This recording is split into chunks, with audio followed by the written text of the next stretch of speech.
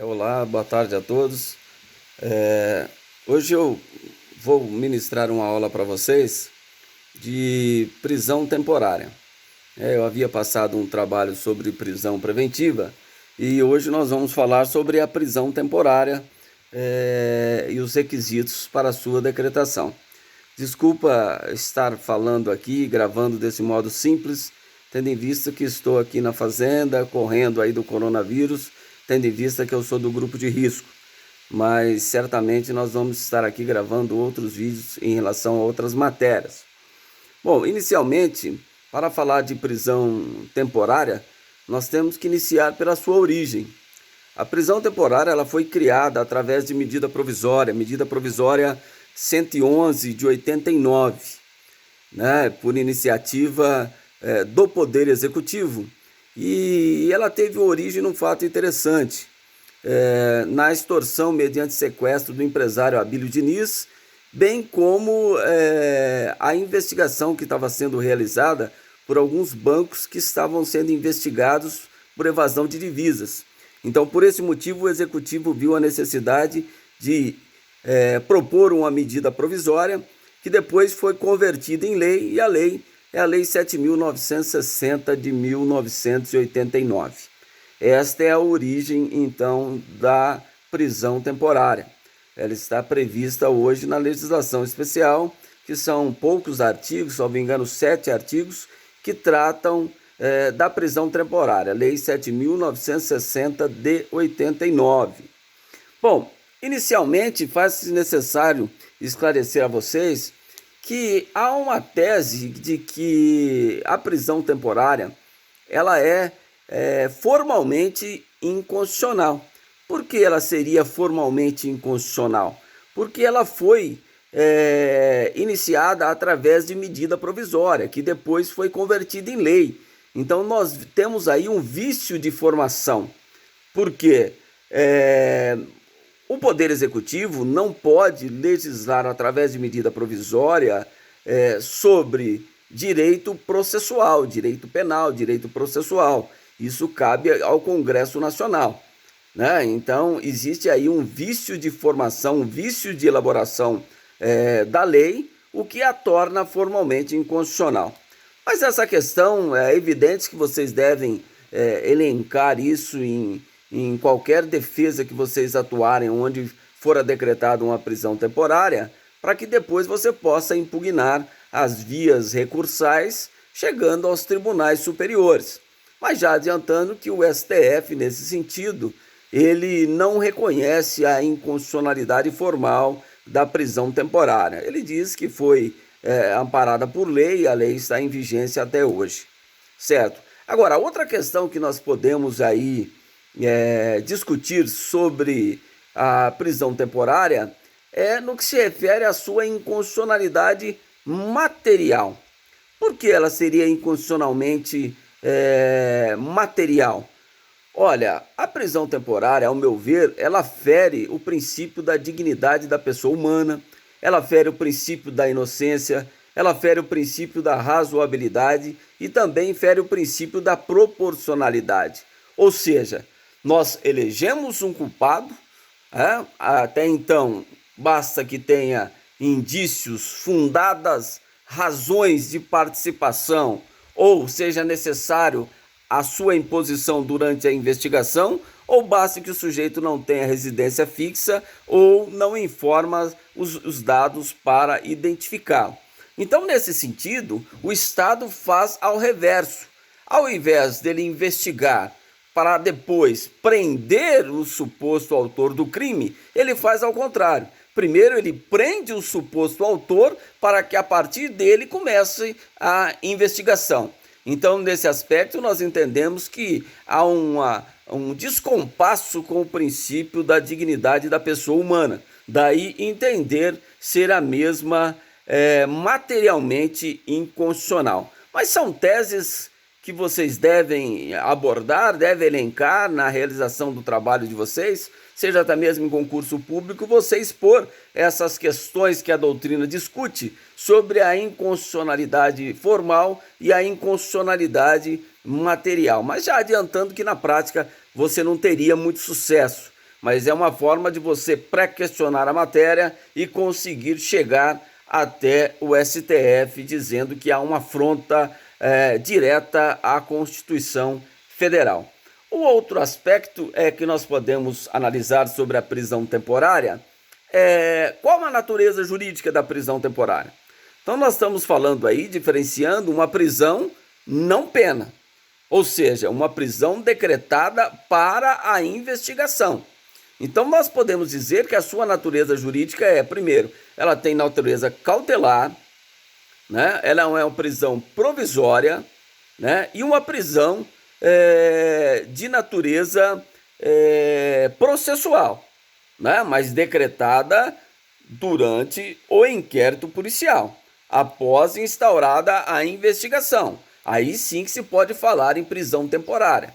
Não podemos falar em prisão temporária depois de iniciada a ação penal, somente antes do início da ação penal. Depois o que nós podemos pensar é em prisão preventiva e depois a prisão pena, ou seja, onde o Estado vai executar o comando da sentença condenatória. Então ela tem natureza jurídica cautelar, processual, provisória. Por que cautelar?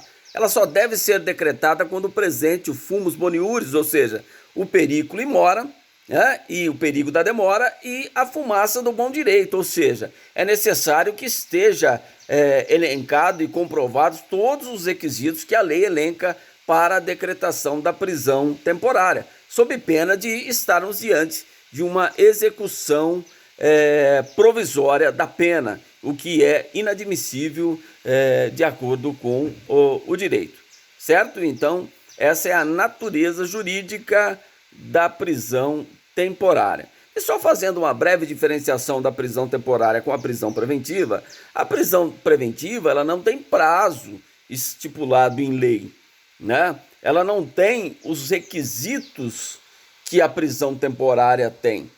Os requisitos da prisão preventiva são requisitos mais amplos do que a prisão temporária. A temporária existem alguns crimes em que podem ser decretada a prisão temporária. Já a prisão preventiva não, observando os requisitos do artigo 311, 312 e 313 do Código de Processo Penal, ela pode ser decretada.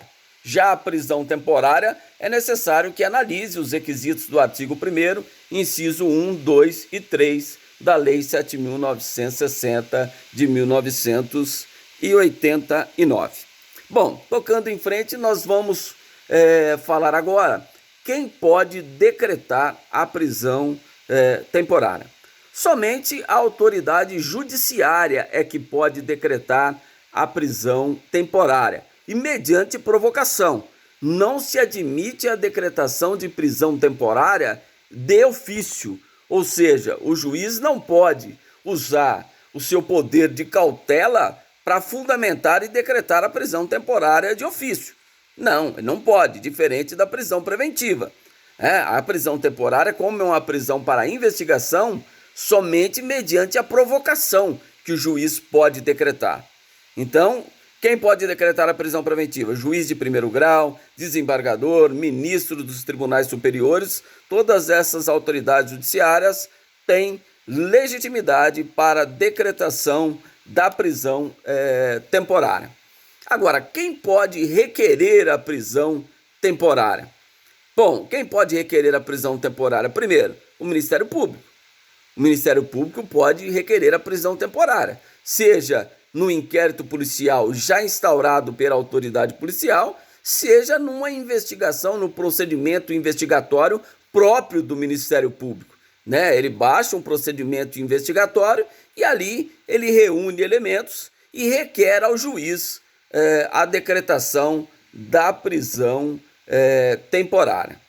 Bom, e o delegado? Será que o delegado também pode requerer, entre aspas, a prisão temporária?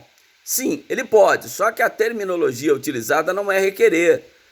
A terminologia utilizada é que o delegado fará uma representação para a autoridade judiciária solicitando a decretação da prisão temporária.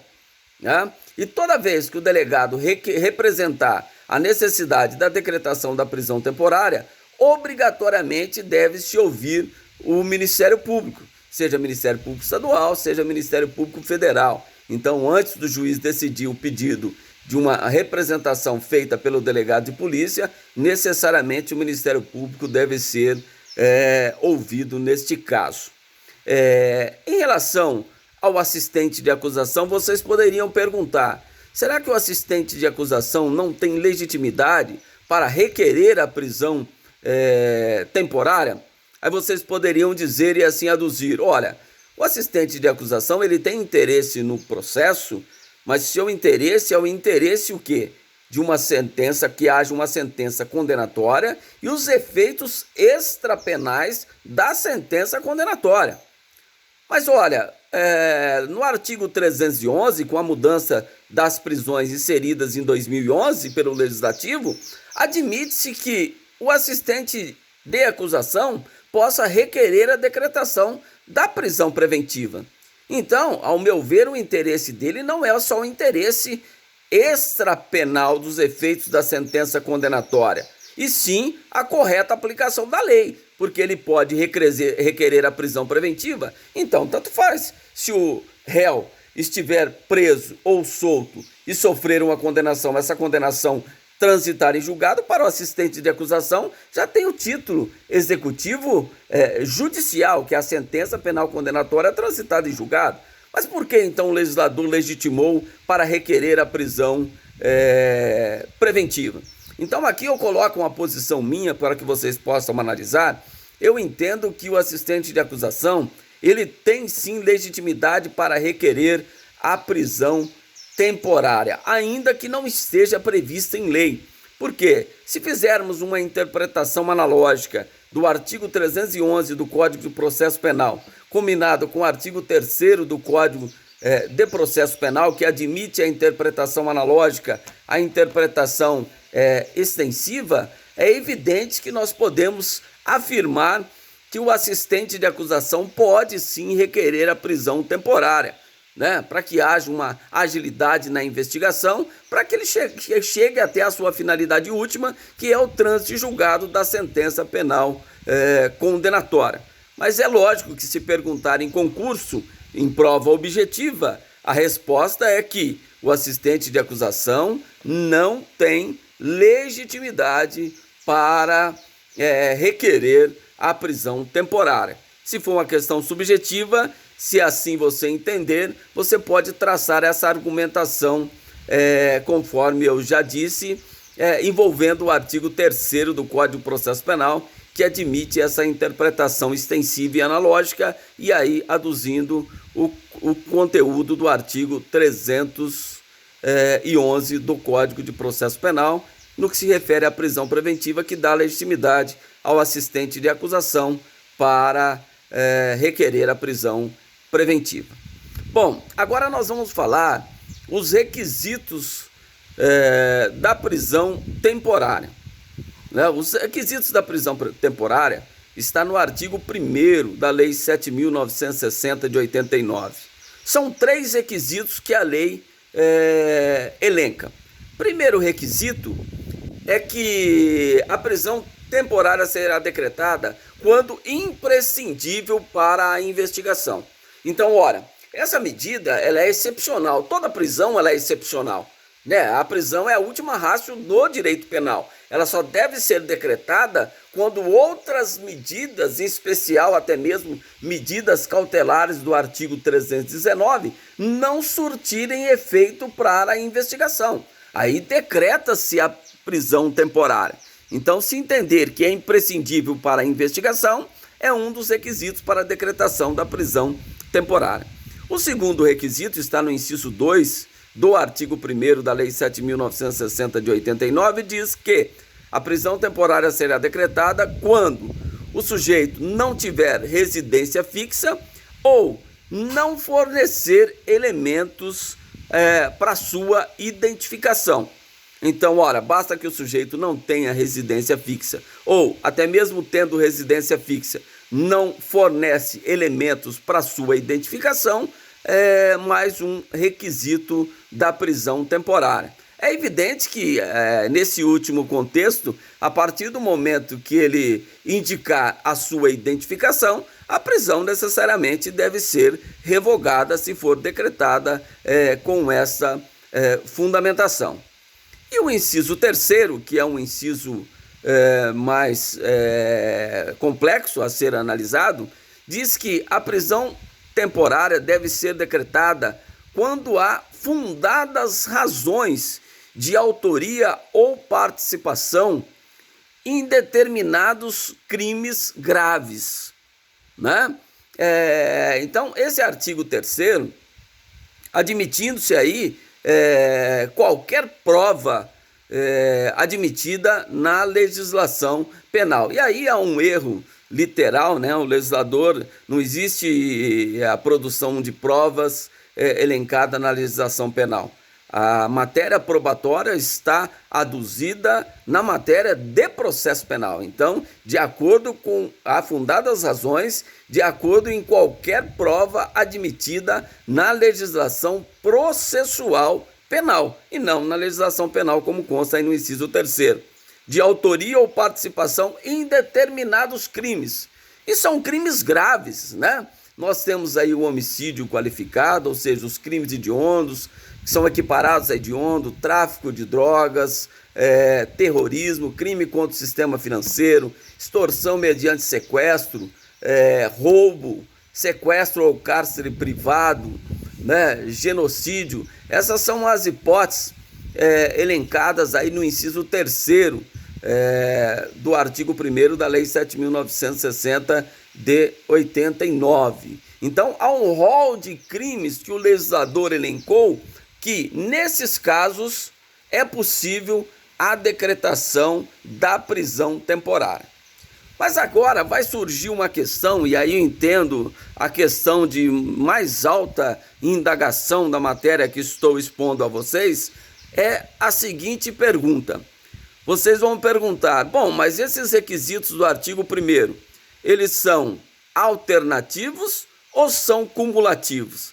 Porque se você entender que os requisitos são alternativos, basta que esteja presente o inciso 1 do artigo 1º, que já se pode decretar a prisão temporária, ou seja, é imprescindível para a investigação.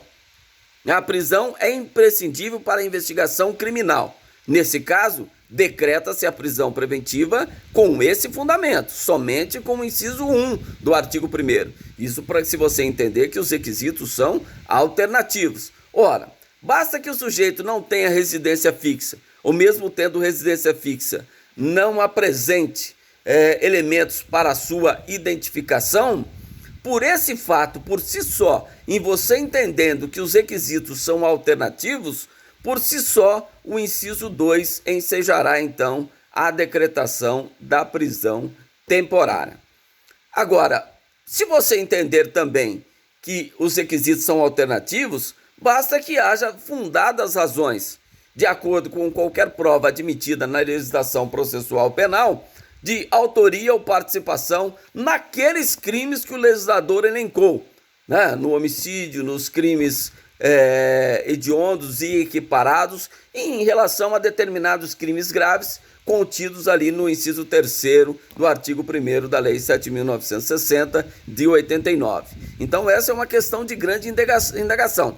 Se você entender que se os requisitos são cumulativos, aí é necessário que estejam presentes os 3 incisos, ou seja, o rol que o legislador elencou no inciso 3º, ele é taxativo, só cabe prisão temporária em relação aos crimes que o legislador elencou no inciso 3º do artigo 1º, né?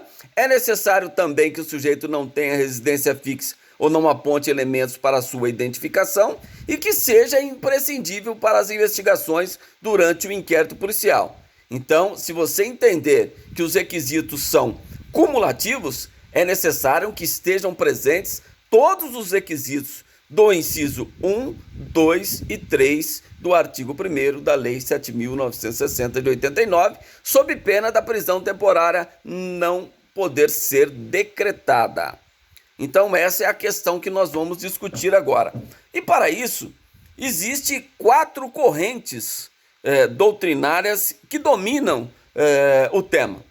Para o Mirabete e Tourinho, os requisitos são alternativos, ou seja, basta que seja imprescindível para a investigação durante o inquérito policial, já se decreta a prisão temporária. Ou basta que o sujeito não tenha residência fixa, decreta-se a prisão temporária. Ou não aponte elementos, a sua identificação, ou não aponta elementos para a sua realização. Nesse caso, já é suficiente para a decretação da prisão temporária.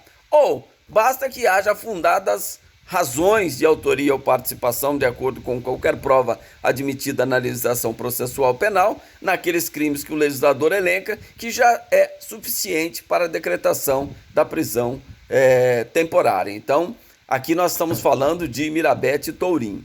Já Antônio Scarance Fernandes, ele entende que os requisitos são cumulativos, ou seja, é necessário que sejam os crimes definidos no inciso 3º do artigo 1º, é necessário que esteja presente o inciso 2, ou seja, o sujeito não tem residência fixa ou não aponta elementos para a sua identificação, e é necessário o número 1, ou seja, a medida deve ser imprescindível para as investigações criminais. Então, nesse caso, Antônio Scarance Fernandes entende que os requisitos são cumulativos. E a terceira corrente, que é a corrente do Vicente Greco Filho, que também escreve processo civil e escreve também processo penal, ele diz o seguinte, que os requisitos são cumulativos e devem concorrer também, pelo menos, uma das hipóteses do artigo 312 do Código de Processo Penal, ou seja, uma das hipóteses autorizadoras da prisão preventiva, o que acabaria inviabilizando o instituto da prisão temporária, diante da exigência de todos esses requisitos que sustenta Vicente Greco Filho. E a quarta corrente, que é a corrente que domina não só em termos doutrinários, mas também em termos jurisprudenciais, que é a corrente adotada pelo Damásio, né? Saudoso Damásio Evangelista de Jesus, onde ele diz o seguinte, olha, o rol dos crimes do inciso 3º, ele é taxativo. Ou seja, se o legislador não quisesse elencar os crimes, ele não teria feito, ele deixaria a margem da interpretação.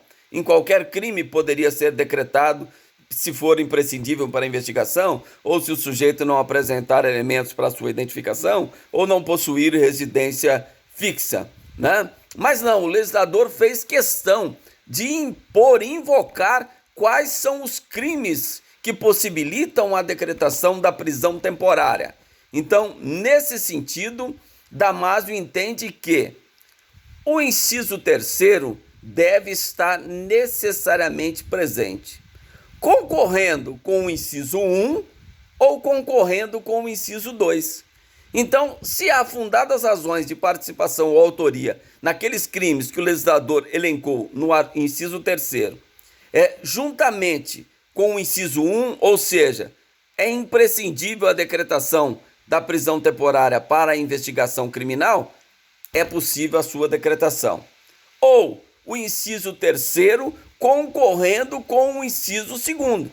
Então, vamos imaginar que são os crimes elencados no inciso 3º, há fundadas razões de autoria ou participação, e o sujeito não tem residência fixa, ou não apresenta elementos para sua identificação.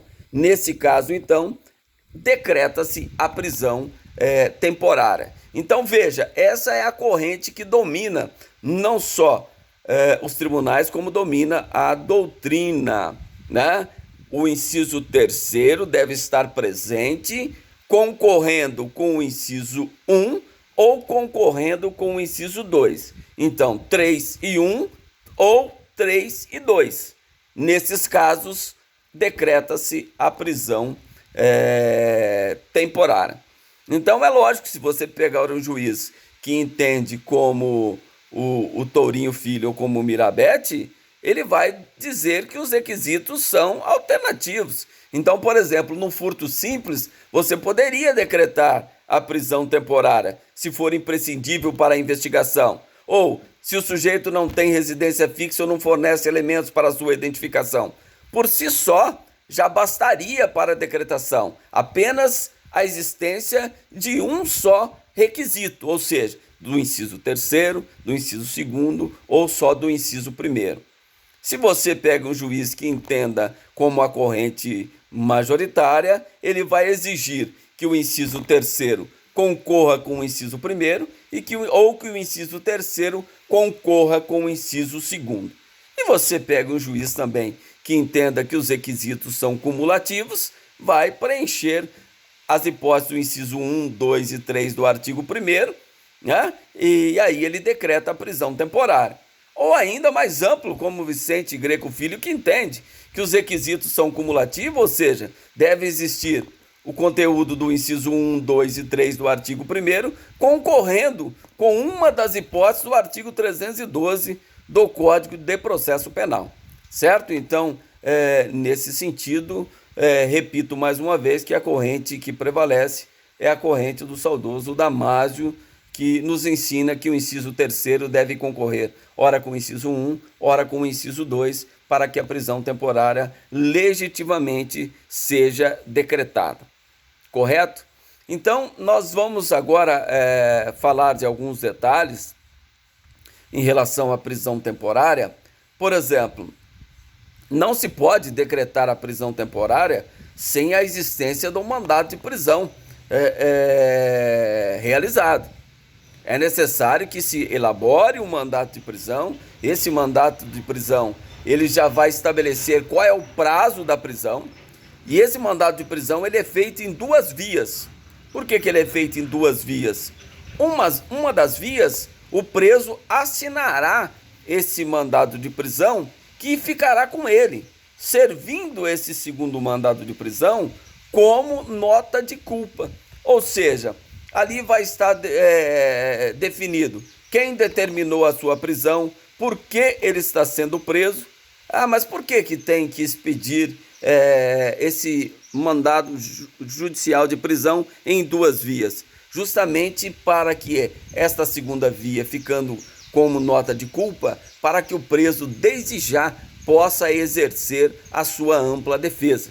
Então, ele entregando o documento para o advogado ou para que os familiares entreguem para o advogado já vai saber quem determinou a sua prisão e quais os motivos que foram que determinaram a prisão temporária de seu cliente ou de seu futuro cliente. Então, o mandato de prisão ele é feito em duas vias. Bom, o juiz terá o prazo de 24 horas para apreciar os mandados de prisão, para apreciar os requerimentos de prisão temporária a ele apresentados. Então, toda a comarca terá um juiz e um promotor de plantão 24 horas para decidirem, para decidir o juiz sobre a decretação de prisão temporária. Então, mesmo que seja num feriado, que seja à noite, o juiz pode despachar determinando a prisão temporária, antes disso ouvindo o Ministério Público. Por quê? Às vezes a autoridade policial tem notícia que o sujeito que foi autor do crime está em determinado local e ele não pode chegar lá e prender o sujeito. Por quê? A prisão só é legítima através de ordem escrita e fundamentada da autoridade judiciária competente ou em flagrante delito. São as duas prisões que a Constituição admite. Então, nesse caso, ele não pode chegar lá no bar onde o sujeito está e falar: estou te prendendo. Não existe prisão por averiguação. Já se falou nessa prisão por averiguação. Olha, eu vou te conduzir até a delegacia para a averiguação. Isso é absolutamente ilegal, que pode caracterizar abuso de autoridade. Então, é necessário que a pessoa que vai executar o mandado de prisão apresente ao preso e ali entregue essa segunda via. Correto? No que se refere também à exigência da lei, e aí é uma faculdade, o juiz pode exigir que o preso seja levado até a sua presença, bem como pode determinar a realização de exame de corpo de delito antes de enviá-lo para a prisão. Isso é a previsão na lei, que é uma lei bem curta. A lei são 7 artigos que tratam sobre a prisão temporária. Então, nesse caso, o juiz pode determinar que o preso seja conduzido até a sua presença. E também pode, nesse mesmo exemplo, determinar a realização de exame de corpo de delito. Então, vocês verificam até mesmo na mídia, né, na televisão, o sujeito está sendo levado ao Instituto Médico Legal para ser submetido a exame de corpo de delito. Como é uma prisão para investigação, é evidente que o sujeito é levado para fazer o exame de corpo de delito para demonstrar que não existe nenhuma lesão, nenhum ferimento. Ou seja, imagine depois o sujeito já entra no sistema carcerário com algum ferimento, com alguma lesão. O que ele pode alegar depois? Olha, não, eu tive que confessar o crime porque eu estava sendo torturado. Eu apanhei, eu tenho a lesão, está aqui a lesão, basta ser identificado. Então é necessário que a autoridade submeta o preso ao exame médico legal, exame de corpo de delito, né? Para que não haja nenhuma alegação que durante o tempo que ele ficou preso, ele foi torturado. E também durante a sua libertação, normalmente se faz esse exame de corpo de delito. Isso não é obrigatório, mas vem dar mais legitimidade à investigação. Ao meu ver, seria de bom critério se a autoridade sempre adotar essa questão de realização do exame de corpo de delito quando o investigado deixa a prisão. Outra questão também importante é que os presos que tiveram um mandato de prisão cumprido através da prisão temporária, eles ficarão separados dos demais. Ou seja, eles não ficarão no mesmo local dos presos preventivos, dos presos já condenados. Então eles ficam num compartimento separado. Isso não quer dizer que ele deve ficar sozinho na cela. Não, ele pode ficar junto com outros presos, desde que os outros presos também sejam presos temporariamente. É isso que deve acontecer. Se todos estiverem presos temporariamente, eles podem ficar juntos no mesmo local, sem nenhum problema. Tá certo? Então isso está descrito também como uma exigência legal. Sobre a necessidade da fundamentação da prisão, é lógico que o juiz deve fundamentar a sua decisão sob pena de caracterizar a nulidade, ou seja, uma execução sumária da pena, uma nulidade do ato. A própria Constituição, no artigo 96, inciso 9 da Constituição Federal, ela diz que todas as decisões do Poder Judiciário devem ser fundamentadas sob pena de nulidade. Tá certo? O que podemos falar ainda sobre prisão temporária é no que se refere ao prazo da prisão temporária. A prisão temporária para os crimes comuns, ou seja, para aqueles crimes que não sejam hediondos e nem equiparados a crimes hediondos, ela tem o prazo determinado, ela tem o prazo de 5 dias. Esse prazo é contado o dia da prisão. Então, conta-se o prazo de acordo com o artigo 10º do Código Penal. Inclui-se o dia da prisão no cômputo do prazo. Não é prazo processual, como diz o artigo 798 do Código de Processo Penal, que diz que o prazo processual, o dia inicial, será excluído contando-se o final. Então, aqui nós estamos falando de prazo do direito material, artigo 10º do Código Penal, incluindo o dia da prisão no cômputo do prazo. Então, 5 dias é o prazo da prisão temporária. Se o crime for hediondo ou equiparado a crime hediondo, está na Lei 8.072/90, o prazo da prisão temporária ele é mais dilatado, porque trata-se de crime de maior complexidade, de crime de maior gravidade, então esse prazo é dilatado, o prazo é de 30 dias, contando também o dia da prisão. Mas existe prorrogação esse prazo? Sim, esse prazo pode ser prorrogado, desde que a autoridade que requereu ou representou a necessidade da prisão temporária, o faça de forma fundamentada. E o juiz também, na sua decisão, determinando a prorrogação da prisão temporária, ele deve fazer de forma fundamentada, sob pena de acarretar a nulidade de sua decisão, violando o princípio da motivação das decisões judiciais, que é um princípio de suma importância que norteia toda a aplicação do direito em relação às decisões judiciais. Tá? Bom, mas qual seria essa prorrogação? Prorrogação para quanto tempo? Em crime comum, nós temos lá os 5 dias, que pode ser prorrogada por mais 5 dias. Em se tratando de crimes hediondos ou equiparados a hediondos, o prazo é de 30 dias, prorrogáveis por extrema necessidade por mais 30 dias. Então, esse é o prazo da prisão temporária, que diferencia da prisão preventiva, que não há prazo. A prisão preventiva vai perdurar enquanto perdurarem os motivos que ensejaram a sua decretação.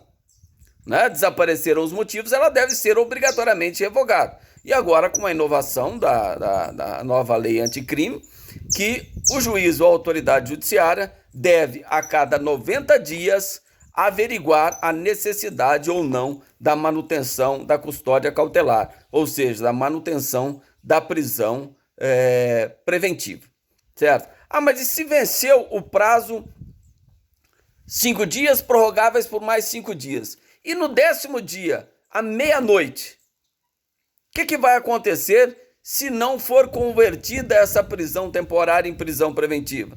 O sujeito é obrigado a ser colocado em liberdade imediatamente. Então, à meia-noite e 1, ele vai ser colocado em liberdade no 10º dia, ou, se no caso de 90 dias, à meia-noite do dia em que completar os 90 dias.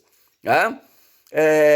Isso, se não ocorrer essa libertação, e ela é automática, não precisa de alvará judicial para a libertação do preso, se não existir outra prisão legítima, qual seja, se a prisão temporária não for convertida em prisão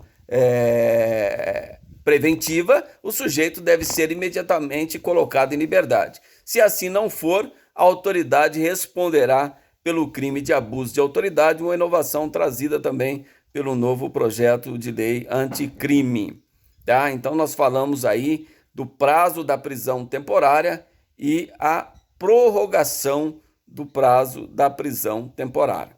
Tá certo? Então, se à meia-noite e 1 não chega um mandado de prisão preventiva, o sujeito que estava preso temporariamente deve obrigatoriamente ser colocado em liberdade, sob pena de caracterizar abuso de autoridade. Tá certo? Então, falamos aí do prazo da prisão temporária e a sua prorrogação, né? Então, falamos da separação, que é necessária a separação dos presos temporários com os presos condenados provisórios ou definitivos e os presos preventivamente, porque é uma prisão para a investigação. E aí nós poderíamos discutir muito mais. Olha a subjetividade que leva o legislador a autorizar no inciso 3º do artigo 1º, desde que haja fundadas razões, né, de suspeita. Há uma suspeita, fundadas razões de participação. Como que se prova isso? O legislador deixou uma subjetividade muito grande para a autoridade, quando ele diz fundadas razões, ou seja, suspeita. O que demonstra isso? Ah, o sujeito foi encontrado com o carro da vítima que foi morta no homicídio. Há fundadas razões dele ter participado deste homicídio? Sim, nesse caso é possível que se prenda o sujeito temporariamente. Agora, se o sujeito vai na delegacia, confessa a autoria do crime, pratica o homicídio, confessa a autoria do crime, entrega a arma do crime, dá detalhes sobre o crime que foram confirmados pela autoridade policial, não há motivo algum para que se decrete a prisão temporária desse sujeito, porque ela não é imprescindível para a investigação. Já se identificou a autoria delitiva. Ah, mas pode-se aventar a possibilidade de decretação da prisão preventiva. Aí já é outra prisão, é outra fundamentação. O delegado vai fundamentar e representar para o juiz a necessidade da decretação da prisão preventiva. Por exemplo, se for necessário para garantir a ordem pública, se for necessário para garantir a ordem econômica, se for necessário para a conveniência da instrução criminal, ou se for necessário para futura aplicação da lei penal, são as hipóteses de decretação da prisão preventiva lá do artigo 312. Aí decreta-se a prisão preventiva. Não tem interesse nenhum de decretar prisão temporária, porque a investigação praticamente já foi concluída. Já se tem autoria e materialidade comprovada. Então, dispensável a prisão temporária nesse caso. Tá certo? Então, espero ter esgotado o tema aí de prisão temporária, né? É um tema bastante simples assim, porque a lei é pequena, são simplesmente 7 artigos que nós aqui acabamos de abordar, mas o importante é esta divergência doutrinária no que se refere às 4 correntes que eu coloquei para vocês aí na minha fala, né? Que repetindo mais uma vez para que vocês fixem bem, prevalece a corrente adotada por Damásio, evangelista de Jesus, que é seguida por Fernando Capês, que é seguido por Edilson Bonfim também, que nesses termos reconhece que o inciso 3º do artigo 1º da Lei 7.960, ou seja, as fundadas razões e aqueles crimes específicos elencados no inciso 3º da lei, deve concorrer ou com o inciso 1 da referida lei ou com o inciso 2 da referida lei. Então essa é a corrente doutrinária. 3 com 1, 3 com 2. Não precisa ser o 3 com 1 e com o 2. É ou inciso 3º, inciso 1º, inciso 3º ou inciso 2º. Tá certo? 3 com 1 ou 3 com 2. Esses são os requisitos para que seja decretada a prisão temporária. Bom, espero ter ajudado a vocês com essa aula, gravada de um modo bem simples, talvez um pouco rápido na minha fala, mas a partir de agora ficarei à disposição de vocês para qualquer dúvida sobre a prisão temporária, seja através do mecanismo adotado pelo Centro Universitário, a qual eu irei postar esse vídeo também no AVA, se conseguir entrar no sistema e assim o fazer, mas vou disponibilizar também para vocês, em sendo possível, via WhatsApp, para que vocês possam assistir esta modesta explicação, e também as dúvidas podem ser tiradas da mesma forma, seja pelo WhatsApp, seja por e-mail, ou seja pelo próprio instrumento criado pela instituição.